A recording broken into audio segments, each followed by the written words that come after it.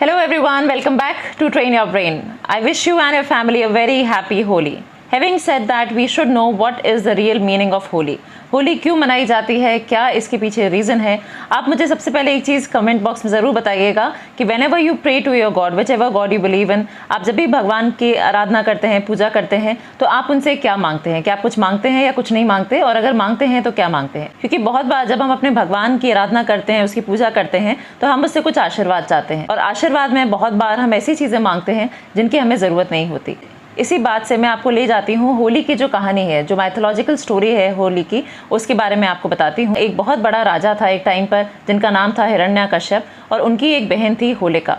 हिरण्याकश्यप जो थे वो बहुत ज़्यादा पूजा करते थे, बहुत भगवान की आराधना करते थे। भगवान ब्रह्म ने उनको एक आशीर्वाद दिया, वरदान दिया कि आप मुझसे एक वरदान मांगो। तो जो उन्होंने वरदान मांगा उसमें यही मांगा था कि मैं इमॉर्टल होना चाहता हूँ। वो ये नहीं चाहते थे कि कभी उन्हें कोई मार सके। जो हिरण्याकश्यप थे उन्हीं का बेटा था प्रहलाद। जो प्रहलाद था वो उनके एकदम ही ऑपोजिट बिहेवियर के थे।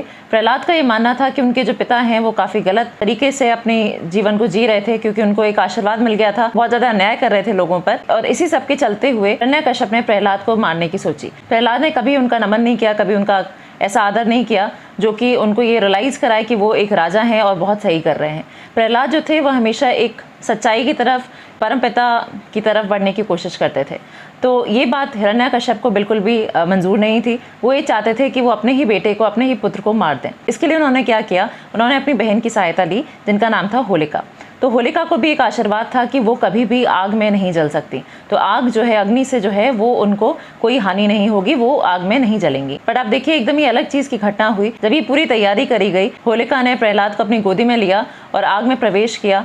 उसमें एकदम ही अचंभा वाली चीज़ हुई कि जो होलिका थी उनकी मृत्यु हो गई और जो प्रहलाद थे वो एकदम ही जीवित बने रहे। इस बात से हिरण्याकश्यप और ज़्यादा नाराज़ हो गए और उन्होंने पूरी कोशिश करी कि अब वो अपने पुत्र को पूरी तरह से नष्ट कर देंगे। तो एक बहुत ही बड़ा सा एक पिलर था, वो बहुत ज़्यादा गर्म हो चुका था, और उसको उन्होंने बोला प्रहलाद को कि तुम इसे पकड़ो, और अगर तुम्हारे भगवान तुम्हें बचा सकेंगे तो वो अपने आप ही आके तुम्हें बचा लेंगे, क्योंकि मुझसे ऊपर कोई भगवान नहीं है।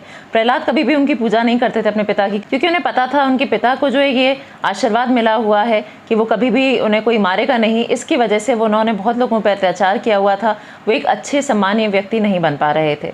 तो ये जो पूरा एक पिलर बनाया गया, जिसको उन्होंने बोला कि भाई प्रहलाद उसे पकड़ेगा और अगर कोई भगवान होगा तो उसे बचा लेगा। तो ये जो खंभा था ये टूटा और इसमें से नरसिंह भगवान जो थे प्रकट हुए।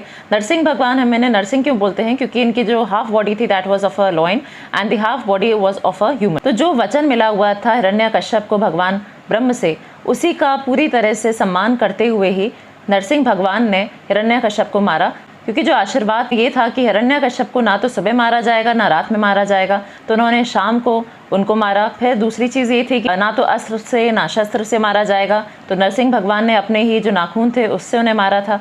फिर ये बात थी बाहर ना ही अंदर मारा जाएगा, तो उन्होंने चौखट जो थी दरवाजे की उस पर बैठकर अपनी गोदी में उनका सिर रख के वहाँ पे उनको मारा था। ये जो पूरी कहानी है इसमें ये दिखाया गया है कि जो प्रहलाद थे उन्होंने सच्चाई का साथ दिया था हमेशा, और सच्चाई की ही जीत होती है। और इसी खुशी को मनाने के लिए हम होली का पर्व मनाते हैं। तो ये जो पूरी स्टोरी है, आई होप ये सबको ही पता है और इसमें मैंने कुछ आपको नई बात नहीं बताई, बट इसका जो सिंबॉलिक मीनिंग है, जो हमने वीडियो के स्टार्ट में ही बात करी थी कि हम आज इसके जो हिडन ट्रुथ है बिहाइंड होली, उसके बारे में बात करने वाले हैं।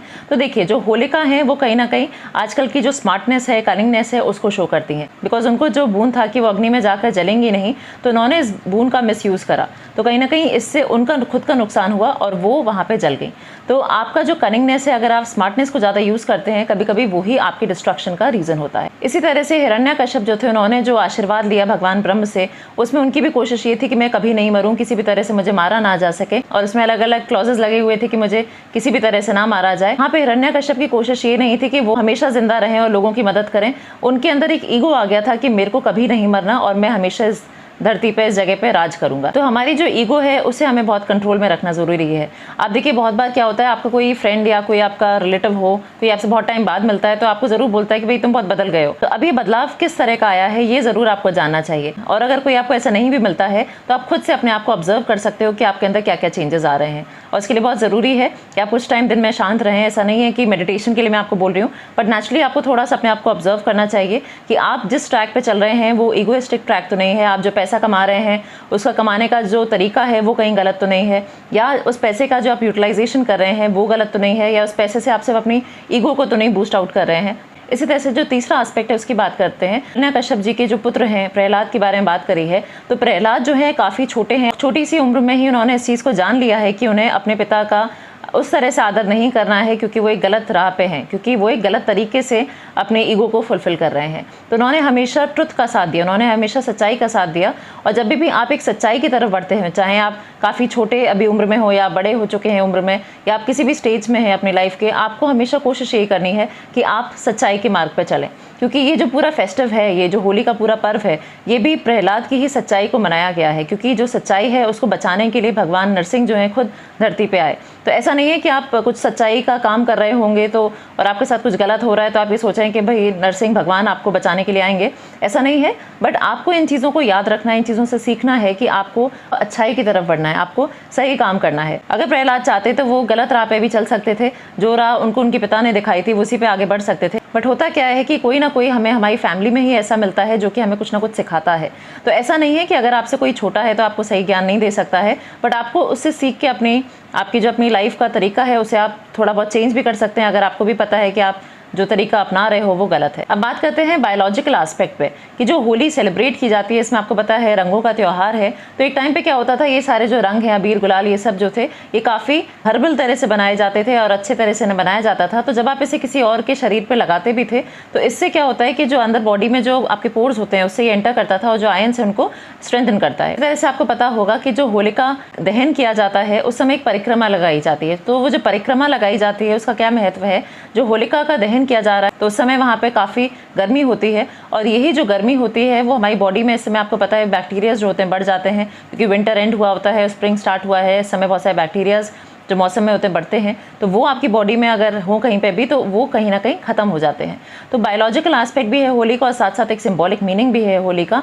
दोनों ही चीज़ें आपको पता होनी चाहिए। और मेरी कोशिश यही होनी चाहिए कि हम प्रहलाद की तरह, चाहे हमारी कोशिशें छोटी ही हो, हमें सच्चाई की तरफ आगे बढ़ते रहना है। और बहुत बार ऐसा होगा कि आपके साथ में और लोग होंगे जो कि स्मार्ट वर्क कर रहे हैं, क्लेवर हैं, करेंगे, आपको दिख रहे हैं वो ऐसे, तो आपको उनसे बिल्कुल भी ना जलना है, ना बुरा मानना है कि वो बहुत ज़्यादा सक्सेसफुल हैं। तो प्रहलाद की तरह ही हमें छोटे छोटे स्टेप्स लेते चलना है, एक परम पिता जिसके साथ हम जुड़े हुए हैं उनकी तरफ ही हमें अग्रसर करना है।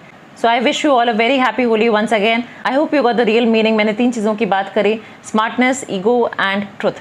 तो अगर कभी आपको इन तीनों चीज़ों में से चुनना हो, बेहिचक आप ट्रुथ का रास्ता, सच्चाई का रास्ता ही चुनिएगा। All the best, take care, bye.